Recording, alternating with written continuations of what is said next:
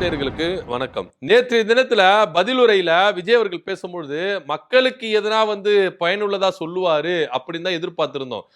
அது விவசாயிகள் போராட்டம் பண்ணியிருக்காங்க, அவங்களுக்கு எதனா பயனுள்ளதா சொல்லுங்க. வாக்குறுதியெல்லாம் கொடுத்தீங்களே அதுல எதனா பயனுள்ளதா சொல்லுங்க. பெண்களுக்கு எதிராக குற்றங்கள் நடக்குது, குழந்தைகளுக்கு எதிராக பாலியல் வன்கொடுமைகள் நடக்குது, இதுக்கெல்லாம் எதனா ஒரு சொல்யூஷன் சொல்லுங்க ஐயா அப்படின்னு எதிர்பார்த்திருந்தேன்னா அதெல்லாம் நான் சொல்ல மாட்டேன். குட்டி ஸ்டோரி மட்டும் தான் சொல்லுவேன். இந்த குட்டி ஸ்டோரியிலேயே எல்லா சம்பவத்தையும் முடிச்சிருவேன் அப்படி இப்படின்னு சொல்லிட்டு ஆக்ஷன்லாம் பண்ணி வீரவசனம் பேசி குட்டி ஸ்டோரி சொல்றேன்னு சொல்லிட்டு சிக்கி சின்னாபனமா உட்கார்ந்து இருக்கிறாரு முதலமைச்சர் விஜய் அவர்கள் அப்படின்னு தான் நம்ம சொல்லணும். ஏன் அப்படின்னு பாத்தீங்கன்னா நேற்று தினத்துல ஒரு குட்டி ஸ்டோரி சொன்னார் பாருங்க, அப்பா எங்கப்பா காணோம் அப்படின்ற மாதிரி. இப்ப எல்லாருமே என்ன பண்ணிட்டு இருக்காங்க, சோசியல் மீடியாவில் இவரை வச்சு ட்ரோல் பண்ணிட்டு இருக்காங்க. அதாவது ஜெய்சன் சஞ்சய் எங்க அப்பாவை எங்க காணோம் அப்படின்ற மாதிரி தேடுற மாதிரி எல்லாம் என்ன பண்றாங்க, பயங்கரமா தெரிக்க விட்டு இருக்காங்க.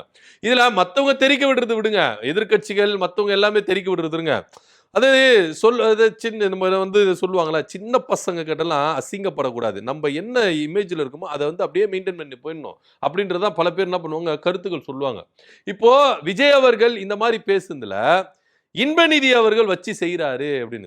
ஏன்னா இன்பநிதி அவர்கள் அரசியலுக்கு வரவே கிடையாது. இவங்கெல்லாம் என்ன பண்ணாங்க, நீ வாயா வாயா பாதியா வாயா, ஏரியாவுக்கு வாயா, தெருவு வாயா அப்படின்னு சொல்லிட்டு வா வா வான்னு இழுத்து விட்டுட்டு அந்த இன்பநிதி அவர்கள் என்ன பண்ணிருக்கிறாரு, வச்சு செஞ்சிருக்கிறாரு. அதாவது இது குறித்து உதயநிதி ஸ்டாலின் அவர்கள் சட்டமன்றத்துக்கு வெளியவே ரொம்ப தெள்ள தெளிவா சொல்லிட்டாரு. ஏன்னா சட்டமன்றத்துக்குள்ள பேசுறதுக்கு அனுமதி கொடுக்கல. இஷ்டத்துக்கு பேசுறாங்க, இஷ்டத்துக்கு செய்கை கட்டுறாங்க, பயங்கரமான ஒரு அது சொல்றது இதுவரைக்கும் சட்டமன்றத்துக்குள்ள இந்த மாதிரி ஒரு கேவலமான விஷயங்கள்லாம், கேவலமான ஒரு நிகழ்வுலாம் நடந்ததே கிடையாது அப்படின்ற குறிக்கிற அளவுக்கு கூட உதயநிதி ஸ்டாலின் அவர்கள் கண்டனங்களை தெரிவிச்சிட்டார். ஏன்னா அவை மாண்புக்கே இது குந்தகம் விளைக்கிற அளவுக்கு தான் அவருடைய செயல்கள், அதுவும் முதலமைச்சருடைய செயல்கள் இருக்குது. நீங்க மத்த அமைச்சர்களை விட்டுருங்க, மத்த எம்எல்ஏக்கள் விட்டுருங்க, ஒரு முதலமைச்சருக்கு இதா இருக்குது. அதாவது புதுசா ஆள் வந்தா என்ன வேணா எப்படி வேணா மாத்திரலாம்ல அப்படின்ற ஒரு இருக்குல்ல. அதாவது இவங்க வரலாற்றை மாற்றுகிறேன், எல்லாத்தையும் மாற்றம் தரேன் சொன்னதெல்லாம் இதெல்லாம் மாற்றம். அது சட்டமன்றமா இல்ல சினிமா மேடை நிகழ்ச்சியா அப்படின்றது நம்மளுக்கு தெரியவே கிடையாது. சட்டமன்றத்தையே இவங்க இந்த அளவுக்கு என்ன பண்றாங்க, ஒரு மாற்றத்தில் கொண்டாங்க. அதாவது யாரு எங்கெங்க இருக்கணும் அப்படின்னு ஒரு விஷயம் இருக்குல்ல. இந்த ஒரு பாட்டு கூட இருக்கு, யாரும் இருக்கும் இடத்தில் இருந்து கொண்டால் எல்லாம் சௌக்கியமே அப்படின்ற மாதிரி தான் இங்க இந்த நிகழ்வுகள்லாம் நம்மளுக்கு என்ன பண்ணுது, ஞாபகப்படுத்தி காட்டுது. அதிகாரம் யார்கிட்ட இருக்கணும், எந்த அளவுல இருக்கணும் அப்படின்ற ஒரு விவகாரம் நம்மளுக்கு இப்பதான் ரொம்ப தெள்ள தெளிவா தெரியுது. இப்ப எல்லாருமே என்ன யோசிக்க ஆரம்பிச்சிட்டாங்கன்னா, சினிமாக்காரனை உள்ள கொண்டு வந்து வச்சா சினிமாதனமா தான்ப்பா இருக்கும் எல்லாமே அப்படின்ற ரேஞ்சுக்கு யோசிக்க ஆரம்பிச்சிட்டாங்க. இதுல விஜய் அவர்கள் எப்படி சூப்பரா அப்படியே திருப்பி போடுறாரு அப்படின்னா, நம்ம பேசுறதெல்லாம் கலாய்க்கிறாங்க, சினிமாக்காரன்ற மாதிரி கலாய்க்கிறாங்க, அப்படி இப்படின்னு கலாய்க்கிறாங்க, அது இதுன்னு கலாய்க்கிறாங்க, இதெல்லாம் சொல்லிக்கிட்டு இருக்கிறார். உண்மையிலேயே விஜய் அவர்கள் குட்டி ஸ்டோரி சொல்றேன் அப்படின்னு சொல்லிட்டு அவருக்கு அவரே பெரிய ஆப்பு சீவி வச்சுக்கிட்டாரு அப்படின்னு தான் சொல்லணும். ஏன்னா உதயநிதி ஸ்டாலின் அவர்கள் சொல்லிட்டாரு, குட்டி ஸ்டோரி சொல்றேன் அப்படின்னு சொல்லிட்டு சட்டமன்றத்துக்குள்ள ஒலரி தள்ளி இருக்கிறாரு முதலமைச்சர் அவர்கள். செங்கல்பட்டுல என் கணவனை காணோம் அப்படின்னு சொல்லிட்டு மனைவி கேஸ் போட்டு இருக்கிற கதையெல்லாம் இந்த தமிழ்நாட்டுக்கே தெரியும். நீங்க இந்த குட்டி ஸ்டோரி சொல்றேன் அப்பாவை காணோம் அப்படின்றதெல்லாம் வச்சுக்காதீங்க அப்படின்னு சொல்லிட்டு ஒரு ட்வீட் ஒன்று போட்டாரு. இது பயங்கரமா வைரல் ஆயிடுச்சு. அதாவது குட்டி ஸ்டோரி சொல்றேன் அப்படின்னு சொல்லிட்டு ஸ்டாலின் அவர்களை தவறா பேசுற விதத்துல தான் அவர் சொன்னார். ஏன் அப்படின்னா, திமுக ஆட்சி காலத்துல மு.க. ஸ்டாலின் அவர்கள் எல்லாரும் அப்பா அப்பா அப்படின்னு சொல்லி கூப்பிட்டு இருந்தாங்க. அது ஒரு விவகாரம். இன்னொன்னு, அவர் சட்டமன்றத்துக்குள்ள தோத்துட்டார். உதயநிதி ஸ்டாலின் அவர்களை கலாய்க்கிற விதமாக உங்க அப்பா எங்க அப்பா சட்டமன்றத்துக்குள்ள காணும் அப்படின்ற மாதிரி தான் விஜயனுடைய அந்த குட்டி ஸ்டோரி சொல்ற விதமா இருக்குது அப்படின்னு எல்லாருக்குமே வெட்ட வெளிச்சமா தெரிஞ்சிருச்சு. அதாவது முதலமைச்சரா இருந்த மு.க. ஸ்டாலின் அவர்கள் அப்பா அப்பான்னு எல்லாரும் கூப்பிட்டாங்க. அந்த அப்பாவே இன்னைக்கு சட்டமன்றத்துல காணும். கொளத்தூர் தொகுதியில ரொம்ப கான்பிடண்டா இருந்தாரு. உதயநிதி ஸ்டாலின் அவர்களை உங்க அப்பா எங்க காணும் சட்டமன்றத்துக்குள்ள அப்படின்னு திமுகவையும் மு.க. ஸ்டாலின் அவர்களையும் கேவலப்படுத்துகிற மாதிரி, அசிங்கப்படுத்துகிற மாதிரி, கேலி கிண்டல் நக்கல் நையாண்டி பண்ற மாதிரி தான் அவருடைய குட்டி ஸ்டோரிகள் இருந்தது, அவர் பேச்சுகள் இருந்தது அப்படின்னு நமக்கே வெட்ட வெளிச்சமா தெரியுது. ஆனா எல்லாத்தையும் சொல்லிட்டு நான் யாரையும் மெயின் பண்ணி சொல்ல அப்படின்னு சொல்லிட்டு சூப்பரா எஸ்கேபிசம் பண்றாரு விஜய் அவர்கள், அப்படிதான் சொல்லணும். சோ இதெல்லாம் வச்சு பார்க்கும்போது தான் உதயநிதி ஸ்டாலின் அவர்கள் அந்த பதிவை ஒண்ணு போட்டாரு. சோ செங்கல்பட்டு கோர்ட்டுல ஒரு மனைவி கணவனை காணும் தேடுற கதையெல்லாம் இன்னைக்கு தமிழ்நாட்டுக்கே தெரியும். நீங்க இந்த குட்டி ஸ்டோரி சொல்ற கதையெல்லாம் வேண்டாம் அப்படின்னு சொன்னாங்க. இந்த குட்டி ஸ்டோரி சொல்ற இடத்துல மக்களுக்கு பிரயோஜனமானது நீங்க சொன்னீங்களா அப்படின்னு. நீங்க எதனா சார் சொல்றீங்க, மக்கள் உங்களை வந்து கொண்டு வந்து இந்த இடத்துல உட்கார வச்சிருக்காங்க, அவங்க என் மேல நம்பிக்கை வச்சு கொண்டு வந்து உட்காந்துருக்காங்க, அப்பேற்பட்ட மக்களுக்கு நீங்க என்ன செய்ய போறீங்க, என்ன கிழிச்சிங்க அப்படின்னு தான் நம்மளுக்கு கேள்வி கேட்க தோணும்.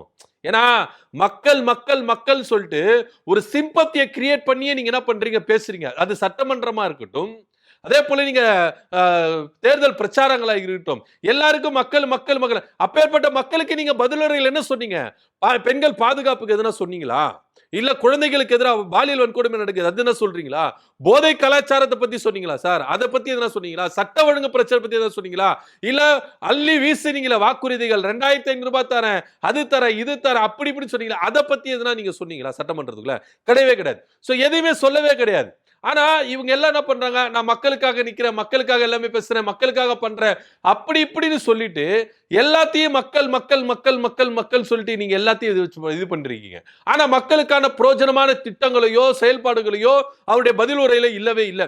முழுக்க முழுக்க திமுகவை டேமேஜ் பண்ணணும், உதயநிதி ஸ்டாலின் அவர்கள் டேமேஜ் பண்ணணும், மு.க. ஸ்டாலின் அவர்கள் டேமேஜ் பண்ணணும், இந்த ஒரு நோக்கத்தோட தான் அவருடைய பதில் உரைகள் இருந்தது அப்படின்றது மாற்று கருத்து இல்ல. சோ உதயநிதி ஸ்டாலின் அவர்கள் இந்த ட்வீட் ஒன்னு போடுறாரு, செங்கல்பட்டு கோர்ட்ல மனைவி கணவனை காணணும்னு தேடுற கதையெல்லாம் தமிழ்நாட்டுக்கே தெரியும் அப்படின்னு சொல்லிட்டு. சோ இந்த போஸ்ட அப்படியே உதயநிதி ஸ்டாலின் அவர்கள், இன்பன் உதயநிதி இருக்கிறார்ல, அவர் இன்ஸ்டா ஸ்டோரியில வந்து என்ன பண்றாரு, அதை வச்சு பின்னாடி பேக்ரவுண்ட் சாங்கோட போடுறாரு. அந்த சாங் தான் இப்ப ஹைலைட். ஏன்னா அவரு அந்த போஸ்ட ரீபோஸ்ட் பண்ணிருந்தா கூட பிரச்சனை இருந்திருக்காது. அப்பா வச்சிருக்கிறாரு மகன் அப்படின்னு சொல்லிட்டு இது பண்ணிக்கலாம். ஆனா இங்க என்னன்னா அந்த போஸ்டுக்கு பின்னாடி ஒரு சாங் ஒன்னு போடுறாரு. இந்த அநேகன் படத்துல தனுஷ் நடிச்சிருப்பார்ல, டங்கமாரி ஊதாரி அப்படின்ற ஒரு பாட்டு இருக்கும்.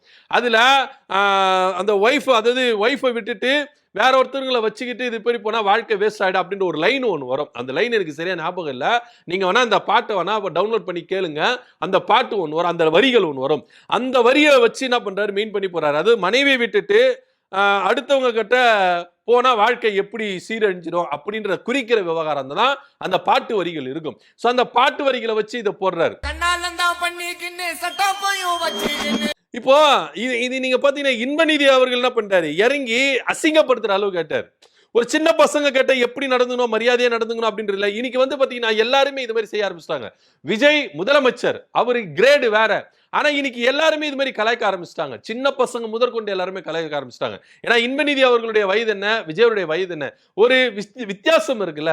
இந்த வித்தியாசம் இருக்குல்ல, உங்களெல்லாம் இவர் வந்து கலாய்க்கிறாரு அப்படின்ற ரேஞ்சுக்கு தாவேக்காவினர் என்ன பண்றாங்க, ரொம்ப வருத்தம் அடைஞ்சிட்டாங்க.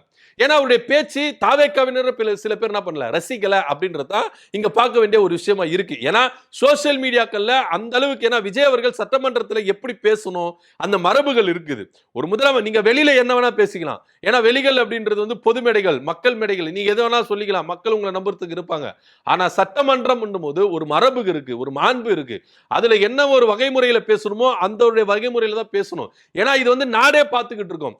சட்டமன்றம் அப்படின்றது வந்து பாத்தீங்கன்னா இந்தியா முழுக்க பார்ப்பாங்க, வேர்ல்டு வைடு பார்ப்பாங்க. ஏன்னா தமிழ்நாடு சட்டமன்றம், ஏன்னா விஜய் அவர்கள் முதலமைச்சரா பொறுப்பேற்று மக்களுக்கு பிரயோஜனமான ஒரு பதிலுரை கொடுக்க போறாரு அப்படின்னு சொல்லிதான் உலகம் முழுக்க எல்லா தமிழர்களும் பார்த்துட்டு இருந்தாங்க. ஆனா விஜயனுடைய அந்த நடவடிக்கை மற்றவங்களை முகம் சுளிக்க வச்சது. உலகம் முழுக்க இருக்கிற தமிழர்கள் பார்த்தாங்கள, லைவ் பாக்குறாங்க, பெருமையா பீத்திக்கினாங்கள, நாங்க தான் லைவ் போட்ட எல்லாரும் பார்த்துனாங்கள, அன்னைக்கு பார்த்தவங்க எல்லாருமே கேவலமான ஒரு பதிவுகளை தான் போட்டாங்க. சோ இன்னைக்கு இன்பநிதி அவர்கள் இந்த மாதிரி உங்களை வந்து இங்க வந்து உங்களை விமர்சிக்கிறாரு அப்படின்னா இது எந்த அளவுக்கு தாவேக்காவினர் வெக்கப்படணும், விஜய் அவர்கள் வெக்கப்படணும் அப்படின்றத இங்க நம்ம பார்க்க வேண்டிய ஒரு விஷயமா இருக்கு. இதுல இன்னொரு விஷயமே இருக்கு, அப்பா மகன் உறவு பாண்டிங்க வந்து எந்த அளவுக்கு ஸ்ட்ராங் படுத்துறாங்க அப்படின்னு. எங்க அப்பா ஒரு போஸ்டர் போடுறாரு, அந்த போஸ்டர் நான் வைக்கிறேன், மகனாகிய நான் வைக்கிறேன் அப்படின்னு அப்பா மகன் பாண்டிங் இருக்குது. இது மூலியமாவும் விஜய் அவர்களுக்கு ஒரு மெசேஜ் சொல்ல வராரா இன்பநிதி அவர்கள் அப்படின்னு தான் சொல்லணும். இங்க அப்பா மகன் நாங்க 2 பேரும் ஒற்றுமையா தான் இருக்கிறோம். நான் எங்க அப்பா உதயநிதி அவர்கள் போஸ்ட் போடுறாரு, அது நான் வந்து என்ன பண்றேன், ரீபோஸ்ட் பண்றேன். அப்ப எங்களுக்குள்ள எப்படி பாண்டிங் இருக்கு பாருங்க, அப்பா மகன் உறவு பாண்டிங் இருக்குது அப்படின்னு சொல்றாரு. சோ உங்களுக்கு அப்படி இருக்குதா கேள்விகள் கேட்கிறாங்க. ஏன்னா இன்னைக்கு சோசியல் மீடியாவிலே தெரிக்க விட்டு இருக்காங்க. ஜெய்சன் சஞ்சய் அவர்கள் எங்க அப்பாவை காணோம் அப்படின்னு சொல்ற மாதிரி பயங்கரமா ட்ரோல் பண்ணிக்கிட்டு இருக்காங்க.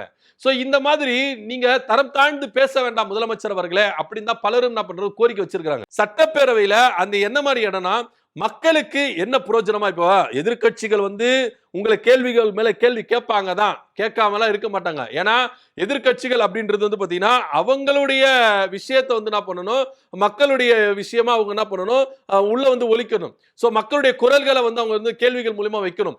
அந்த கேள்விக்கு நீங்க என்ன மாதிரி பதில் வைக்க போறீங்க? ஆக்கப்பூர்வமான பதில் என்ன வைக்க போறீங்க? ஆக்கப்பூர்வமான செயல்பாடுகள் எப்படி இருக்க போகுது? இதுதான் ரொம்ப மெயின்.